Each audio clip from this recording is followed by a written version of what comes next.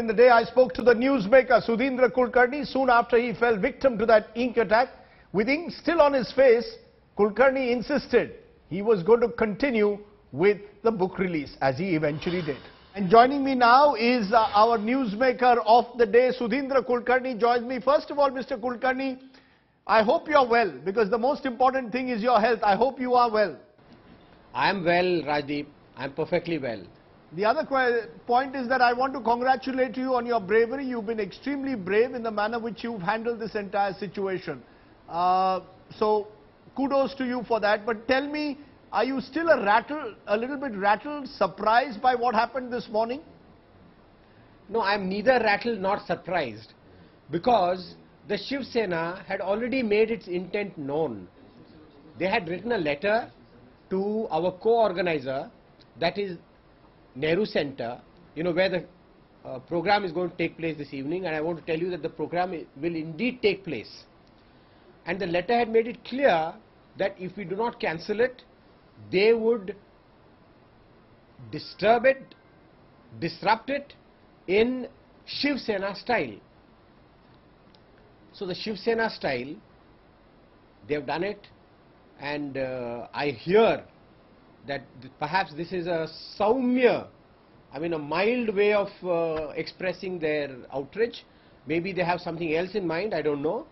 But I'm not rattled, I'm not surprised, nor am I deterred, afraid. We are in public life, we are working for a noble cause, there is nothing selfish about it, and we are prepared to face the consequences.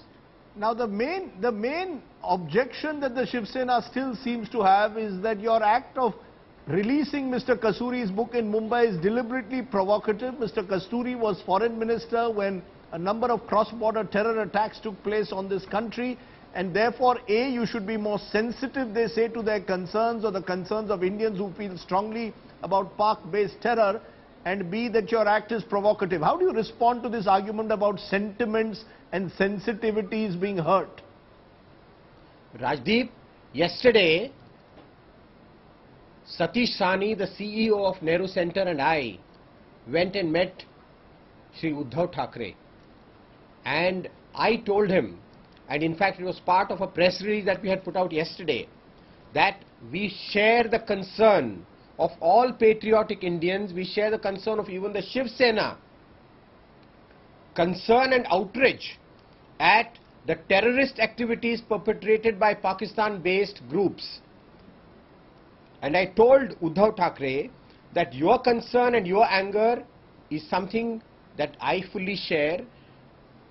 We must put an end to terrorism in all its forms, and there can be no compromise whatsoever in the fight against terrorism. But I also made it clear to him that our government and our army, the armed forces, are quite capable of countering this menace. The victory will come tomorrow, day after, but they are quite capable. That does not mean, I told Uddhav Thackeray, that there should be absolutely no exchange of people between India and Pakistan. That no Indian artist, intellectual, political personality, others can go to Pakistan and no one from Pakistan should come here. That is not the stand that is approved by a majority of Indians, and nor is it the stand of the government of India. I also mentioned to Uddhav Thackeray that only a few months ago, our Prime Minister Shri Narendra Modi and Pakistan's Prime Minister Nawaz Sharif, they met in Russia, and a very good joint statement was put out. And one particular point in that joint statement is that the two governments will together cooperate to eliminate terrorism from the entire South Asia. Point number one. I also brought to his attention another point where the two governments would cooperate to promote religious tourism as part of the wider framework of people-to-people contacts. This is the stand of the Indian government. So how can any organization or a political party say that we will impose a ban on any Pakistanis coming to India? This is unlawful. And I told Uddhav Thackeray that you have every right to protest lawfully, peacefully, and we honor and respect your right. But you should also respect our right to hold the program, because we are doing it completely lawfully.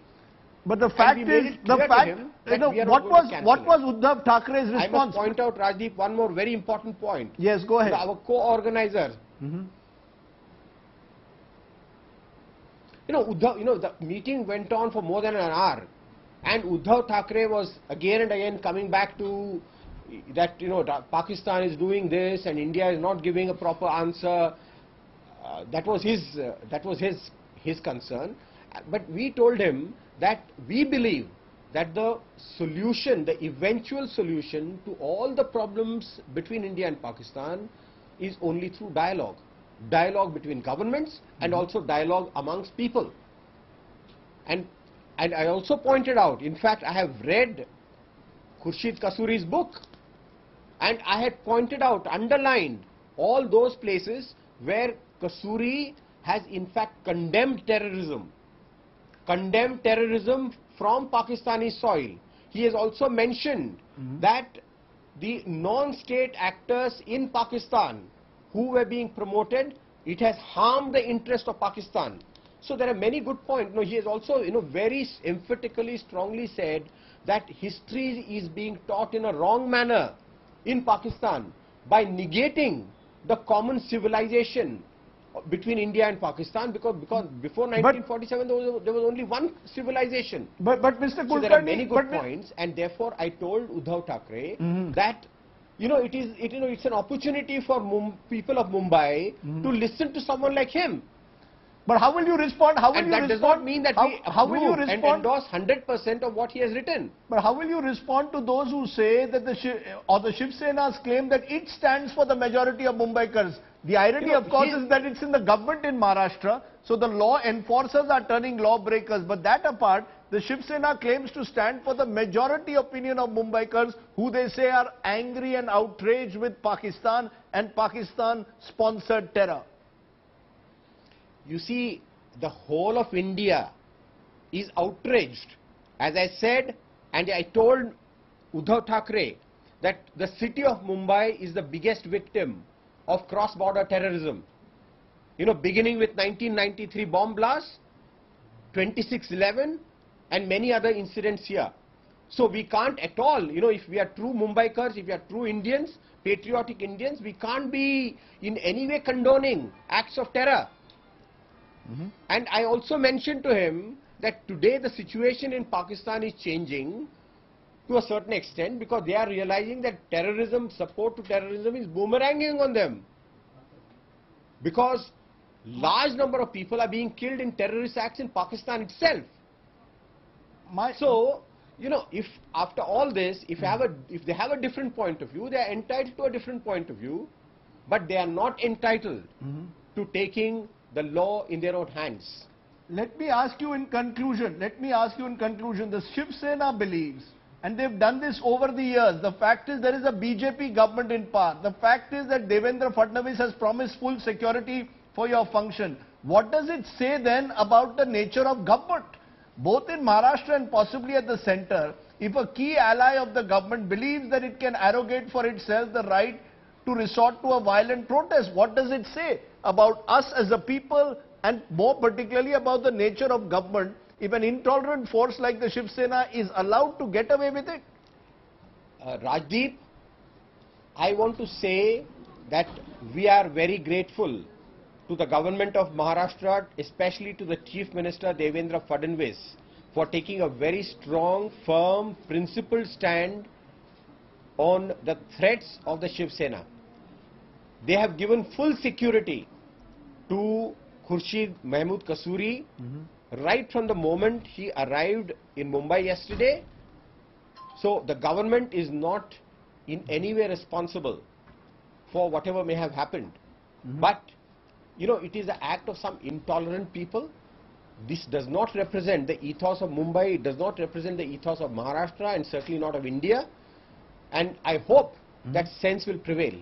I'm going to ask you though in conclusion, I'm going to ask you though in conclusion, this is not the first time. And I must point out one more thing, Rajdeep. Yes, go ahead. This is not an insult to me. You know what I was wearing? Go ahead. You know, I want to tell you, can you see what I am wearing? Yes. It is tricolor, Tiranga. I am proud of this, the tricolor. So it's not I who has been defaced, blackened. They have blackened the Indian flag, what India stands for. But Mr. The Kulkarni, value of this is not the tolerance, first time. the value of diversity. But Mr. Kulkarni, this is only not the last first time. week, Mr. our Kulkarni, President, this is not... Pranab Mukherjee said that tolerance and diversity are the core values of our civilization. But Mr. Kulkarni, this is not the first time the Shiv Sena has done it. They've been doing this over the last 25 years and Mumbaikars tend to remain silent. My point is simply this: where is civil society there standing up with you? Where is the state? I know you say that Mr. Fadnavis is providing security to you at the moment, but questions will be asked that the Shiv Sena feels they can get away with it. So do you believe that anything will really change as a result of your deciding to go ahead with this function? Do you really believe that Mumbaikars will stand up and say enough is enough? You know, I can only say this: whatever has happened is not good for our society. It's not good for Mumbai, it's not good for Maharashtra. And I have been a Mumbaikar, a very proud Mumbaikar, and the people of Mumbai are tolerant, they are liberal. The people of, people who are Maharashtrians and Marathi people, they are tolerant, they have a very rich history, proud history of liberalism. I think that this tradition needs to be revived, strengthened by all of us. It's our collective duty. Mr. Kulkarni, I appreciate your joining us and sharing your thoughts on this day. Once again, I hope you are well and I hope you keep well. And congratulations for the stand that you have taken. It's rare that such stands are taken in today's society.